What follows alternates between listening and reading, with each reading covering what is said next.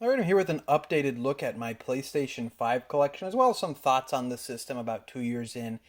And I'll start with those first. I think that the PlayStation 5 is a really good system. I think it's huge. Everyone knows that. And we're kind of getting to a point now where it's easy to find. And the question is it worth picking up right now? And I think that kind of depends. Um, I mean, we all have seen most of the games are cross generation PlayStation 4 and PlayStation 5, which I don't know, I think is kind of disappointing in a way. We have some true exclusives, but most games you can get on everything, and because they're built for older hardware, it doesn't feel like I've really seen something that feels truly next gen so far. I've seen a lot of games I'm like, wow, that looks really nice, but I don't feel like there's been this huge jump in quality, at least so far. But I think the overall experience is really good. I think if were playing on a base model PS4 or PS4 Slim and didn't have a Pro, I think that the jump is a lot more palatable. I think it's a lot more recommendable. I never had a PS4 Pro. I only ever did PS4, so the jump was pretty nice. More stuff consistently at 60 frames, being able to have 4K and everything. I think that's good. But if you're pretty comfortably just playing PS4 Pro, and if you're kind of just perfectly fine with kind of sitting it out, I don't really see a huge reason to rush to upgrading. But like I said, I still think it's a really solid system with a great user experience. Controller is really cool. I really like the haptics. Doesn't always get used, of course, because multi-plat games or games that are on PS4, they don't really bother implementing great haptics for it, but it's a great console. It's a great piece of hardware. I feel like it's more of just a experience of kind of continuing my PS4 experience, but just smoother, runs faster, looks a little bit better, runs a little bit better, plays a little bit better. But I don't, so far, 2 years into the system, and there's a lot going on, COVID and just trying to get supplies, out there. They're finally seeming to. I've seen a PS5 in the store, which is only the second time that's happened. But yeah, I'll go in my system library now. I think I have a little over 20 games, somewhere around 20 games. Not entirely sure. I'll go into them and kind of just give some thoughts and recommendations. So, Alan Wake Remastered. Uh, so I had never played this game on the 360 when it originally came there, and this was my first time with it. I'm not crazy about it. I'm gonna be honest. I didn't finish it. It's one I really like the vibe of. I just don't like the gameplay of. Like I'm interested in kind of what's going on, and I like the vibe and like the remastered graphics look pretty nice, but just the gameplay, like the combat in this game, I hate. I really hate it. It's really just annoying. And maybe it's just when I was playing it, I wasn't in the right headspace or right mood to play something like this. That could be a distinct possibility. So it's one I'd like to give another shot. But I mean, I think it's a good remaster, and you can get it for cheap. So if this is a game you like, or if it's a game you have been interested in, you can get this for very cheap, and it's everywhere except for the Switch. It seems like it's a pretty high quality remaster. We got here Game of the Millennia, Balan Wonderworld. So this is pretty much the game of all time. Um, Balan Wonderworld is baffling. It is Square Enix has this weird run of games where it's like at least once a year they publish something just baffling and horrible. I think of like The Quiet Man. I think of Babylon's Fall this year. Balan Wonderworld for last year.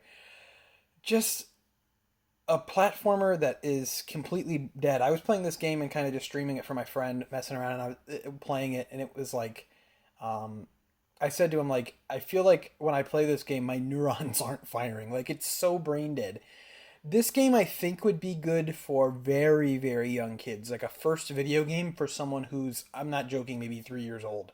Um, but I don't think anyone else can get much fun out of it, and the idea of a platformer where every button does the same thing and power ups that are a hindrance sometimes is just I don't everything about this game like I said is just baffling. But a fascinating game nonetheless, and one I would recommend if you can get it for really cheap. Just and you're interested in bad games or just you just I don't even know how to describe it. I would say check it out, but Elden Ring. So I don't know how I'm gonna put this without getting hate. So I'll go the sympathy route. Yeah, so I got this game like the day it came out, and I was like, oh okay. I never really played any From games, but when a game comes out and the Metacritic score is sitting at like 96, 97, you can't um, ignore that. So it came out. My friends are all getting it. I got it. I played like maybe an hour of it, and I was like, okay, this is cool. I will go to sleep tonight, and then I'll pick this up tomorrow. And then I woke up the rest of that weekend in like horrible pain, and then I ended up going to the hospital. It was a whole thing. I had a surgery, so. And then I was like, I don't know, something about this game. I was like, I don't want to go back to it. I feel like bad things happen when I play this, but that's just really, really dumb superstition. But I don't know. One I need to go back to. So Ghostwire Tokyo, this came out earlier this year. This is from Tango Gameworks and is kind of a weird Bethesda exclusive. That was exclusive rights signed before, like a timed exclusive rights signed before Bethesda was purchased by Microsoft. I think this game's pretty cool. So what happened is I started this one up and really enjoyed it, and then I was like, I've never played the Evil Within games, which are Tango's previous two games. Um, so I went back and played those, and then I was like, okay, I think I've had my fill, and then I just moved on to something else. But I really liked this game. It's like a first person. It's not a horror game. It's like, I don't know, kind of yokai themed, first person open world game in Tokyo. Uh, it's really good. I liked it, and it's one I definitely want to go back to. I could see it maybe getting a little bit monotonous because um, there's a lot of things to collect, but from what I played, I was like, yeah, this is really, really cool. And I feel like this game kind of went overlooked. Right now, it's PlayStation 5 exclusive, and it's on PC, I'm pretty sure. But, it'll come to Xbox once that exclusivity is out, probably sometime next March. And I'd recommend checking out like another game that you can get for pretty cheap, too. So definitely give that one a look. God of War Ragnarok. I've been playing this one, taking my time with it. I really like it. I think it feels like a continuation of the original game. I don't think like too much is drastically different. I think it looks nicer. I think the character models. I just played through the original game, all the way through for the first time. I had started a few times, when it first came out, but then I never played all the way through it. So back in September, I played through it all the way. And I noticed that maybe the character models looked good, but they didn't look like super, super good like most Sony first parties. So the character models are a big bump. Gameplay is as fun as ever. The combat feels really good. I think some of the puzzles aren't amazing, and there's a lot of discussion around this, and it drives me crazy too of how the characters. It feels like if you look at a puzzle for more than like 5 seconds, the characters will just give you the answer to the puzzle. And it's like, well, no, I was going to grab a loot, this loot over here, this silver over here. Like, don't spoil the puzzle for me. I was going to figure it out. Um, so that's a little bit annoying. I feel like that's just a, AAA play testing. We got to make this hit as many people as possible and make this accessible to everyone. But I wish there was like an option to turn that off. But yeah, I think it's a continuation of the first game. Like it's not too drastically different, but it I think is a lot just more solid overall. And the first game's already pretty solid. But I just think this one's a lot more engaging and a lot more interesting. I think the character dynamics are much more like fleshed out now. So you have like more characters and they're pretty well written and it's pretty interesting. It's not like some game dialogue where I'm like, oh, can we guys shut up? Like I'm just gonna look at my phone while you guys chat. I'm like, oh, that's pretty good. This is pretty good. So great game overall. I've been really liking it, taking my time with it. I think the side content is also much improved over the first game. Yeah, really solid one. Also on PlayStation 4 though. Lego Star Wars Skywalker Saga, another pretty fun Lego game. Maybe a little bit bloated just because it has all 9 of the main movies. And some of the levels are a little boring. Like I feel like there's a bit of padding here, but I mean for for a kid especially who maybe is not getting too many games, maybe gets one game every couple months. Like this would have been a dream come through as a kid. But a fun game. I mean, the Lego games are always good, and once again, a great kind of game to introduce a child or someone who doesn't know how to play games very well into video games. Simple, but they're still pretty fun. And this game graphically is really nice, which is funny. Just the idea of a Lego game being kind of a technical showcase in some ways is just kind of comical. Life is Strange True Colors. I started this one up and then I didn't finish it. I liked what I played of it. I don't know why I didn't finish it. But Yeah, I don't know. I don't. I'd have to restart it at this point because I don't remember what was going on. But I liked what I played of it, and it's another one I just got to get back to eventually.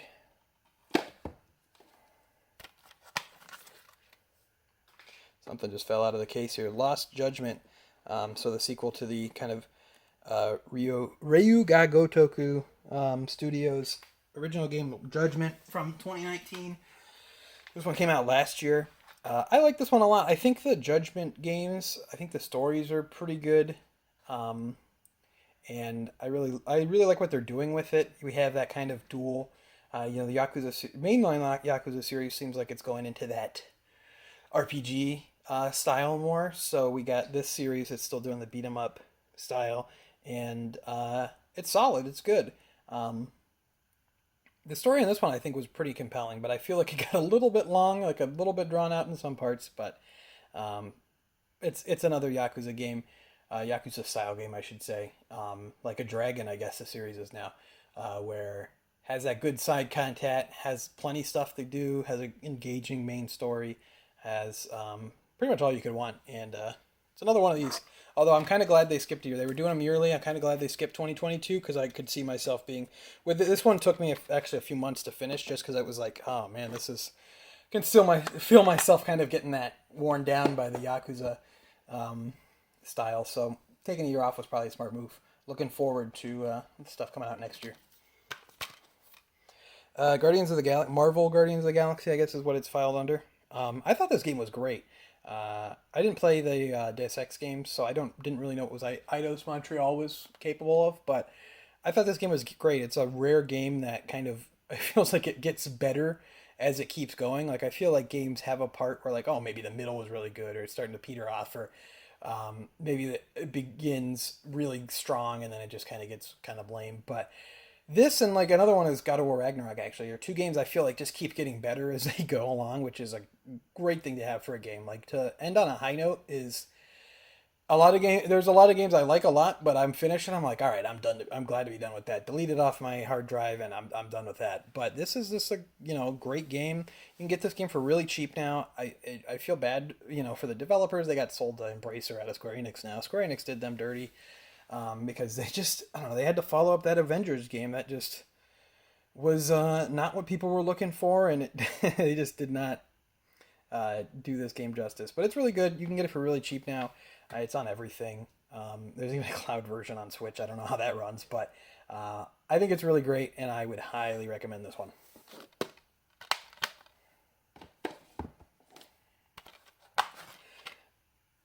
Spider-Man Miles Morales. Another good one. I liked this one.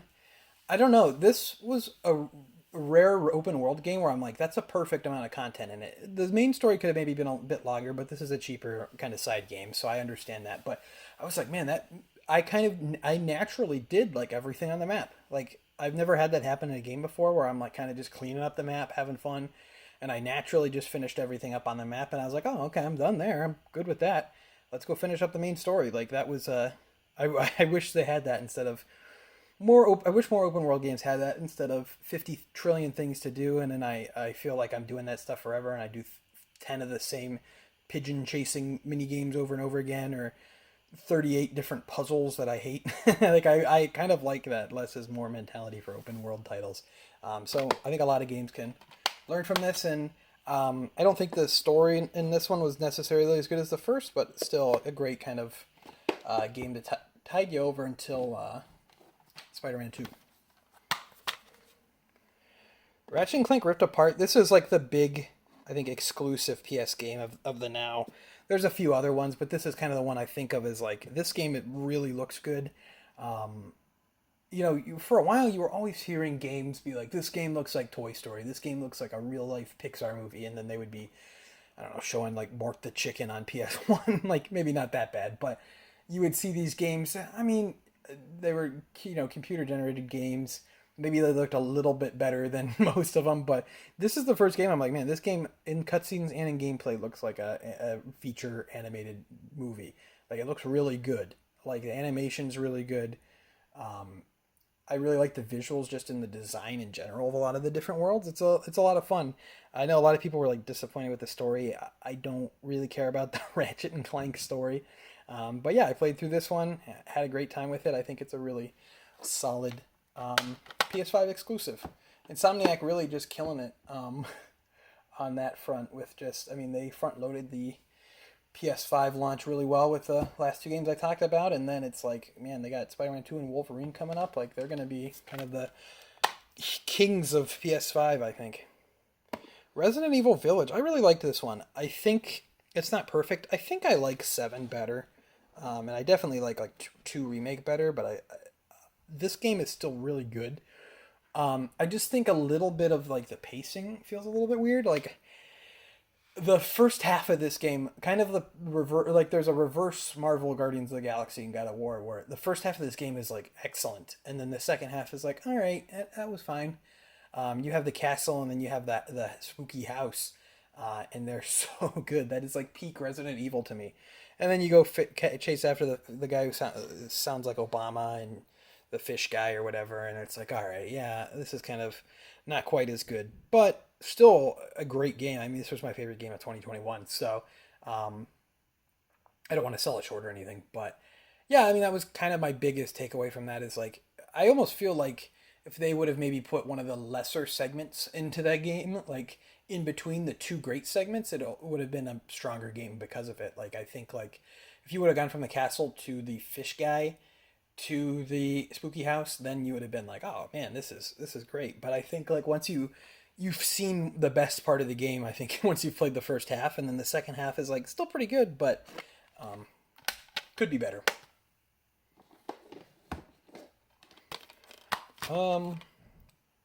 Returnal. I think this game's really cool and really well made. It's just not a game for me. I don't like roguelikes anyway. And I thought like, okay, maybe like a third person shooter roguelike would be more my speed, but I don't think I'm good enough for it to be honest. And yeah, I just can't get into it. I don't like the kind of random generated things too, and I don't like the RNG. So I think it's a really quality game, and once again a PS5 exclusive, so not even on PS4.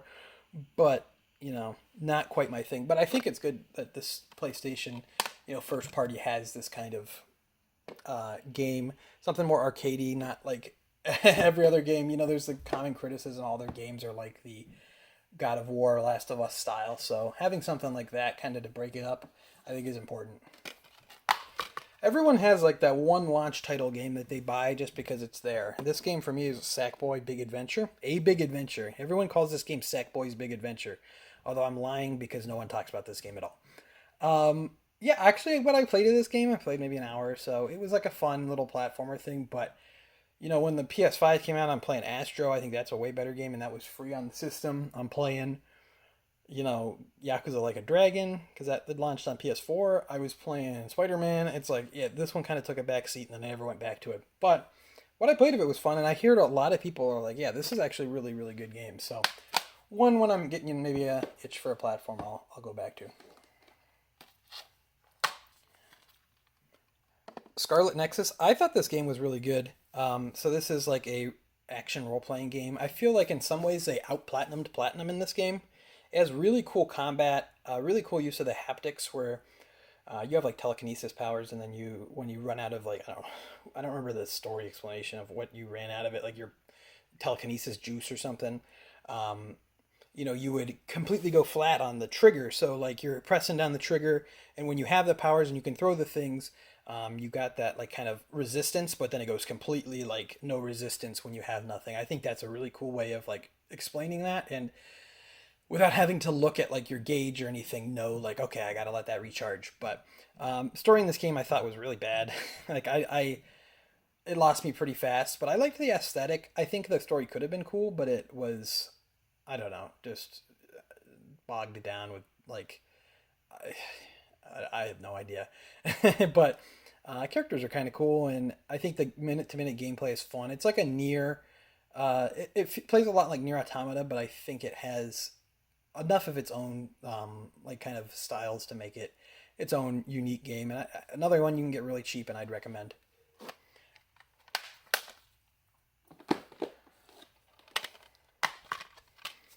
Sonic Frontiers. Haven't played too much of this one because God of War's taken over my time. Should have probably waited on this one because I paid the full $60 for it, and then played like 4 or 5 hours, and then Haven't touched it because I got a war, and then it went on sale for Black Friday, like half off. So kind of an L there. But what I played about it, I liked it. I streamed it on my YouTube channel, so there's a YouTube live stream VOD under the live tab on my channel if you want to check it out. I played about 3 hours on stream, and then I played a couple after that. I thought it was fun. It's one I'd like to get back to. All right, let's see here. Soul Hackers 2, sequel to a Japanese Saturn game that got a re-release on 3DS. I played like 2 hours of this game, and I'm going to be honest, I'm a huge Atlas fan. I'm a big JRPG fan. I thought this game was boring. I don't know if it gets better as it goes on. Someone in the comments let me know. I'm not, adverse to going back to it, but I have no plans to right now. I thought it was kind of boring, and I hated the dungeon crawling gameplay. Could be great, but it has like the worst camera I've ever played. Like the camera is like up your character's butt somehow. Like it's so bizarre, and then it's like the way it controls is horrible. I don't know what's going on with that, but I'm hoping that can get fixed or something. Someone let me know if this game gets better. I feel like no one really played it, to be honest, but happy to support Atlas. I think they make quality games, and I'm not saying this one's quality. It just didn't really grab me. But I don't know. I feel like if your game doesn't grab me within, I think I played it like 2 hours, 3 hours. If it doesn't really grab me there, I kind of feel like, what am I waiting for? Tales of Arise, another one that I started up, but then I just didn't have time for. I grabbed it on sale. I was a big fan of Tales. I kind of fell off it, but there weren't too many games coming out the last couple of years. And I think this one looks really good. I'd like to go through it, but I don't know. My whole backlog is just like 40 plus hour JRPGs, so you got to give me a break at some point. And the last one I played here was the QUARRY. I liked this one a lot. I thought it was fun. Kind of one of those story-based games from Supermassive. It's like the spiritual sequel to Until Dawn. And I liked it quite a bit. I think when it came out, it was $70, which I think is absurd for this game. Now you could get it for like 20-ish. But I'd recommend it. I liked the performances. I thought the characters were fun. It has some random actors, like Brenda Song is in it, which I think is funny. And that was all enjoyable. I think the motion capture and all that stuff looks good. Sometimes that can look kind of creepy. And there are some characters that look like hyper realistic, and then some characters that I think like look less good than the other ones. And some of the graphic effects, like the water especially, looked pretty bad in like a couple scenes. But overall, I thought it was fun. I think these kind of games are pretty cool. Just the idea of like an interactive horror, like an interactive slasher horror type thing is a great idea. And this is a solid title for that. So pretty cool. And that's it. That's my PS5 collection. I don't know why QUARRY is at the end, because Q comes before most of the letters here. That would be going after Marvel Spider-Man. So I don't know why QUARRY was at the end. I really don't. But it's not anymore. I rearranged my games, so on the thumbnail you actually see it in the right place. But that's my PS5 collection. Like I said, I think PS5 is a great system. I think it has a lot of potential to be an all-timer. I mean, it already is an all-timer when you can play the entire PS4 library on that thing. And a lot of the games are upgraded in some way. I think it's great. It's the system I spend the most time on, pretty much, and I'm happy with it so far. For me, it's worth it. I just know for everyone it might not be, especially if you're perfectly fine chilling out on PS4. I think a lot of those games, at least through next year, seem to be coming to PS4. Like Resident Evil 4 is coming, so you might still have some time left with that system. Maybe we'll get a price drop, maybe not. But I think it's a solid system, and I've been happy with it so far, and I think the library I built up is pretty good. So other than that, let me know what kind of games are in your PS5 collection down in the comments. Leave a like if you enjoyed. It really helps out the channel. Subscribe if you're not already subscribed. Follow me on Twitter at ObjoGaming. And until next time, I'd like to thank you for watching.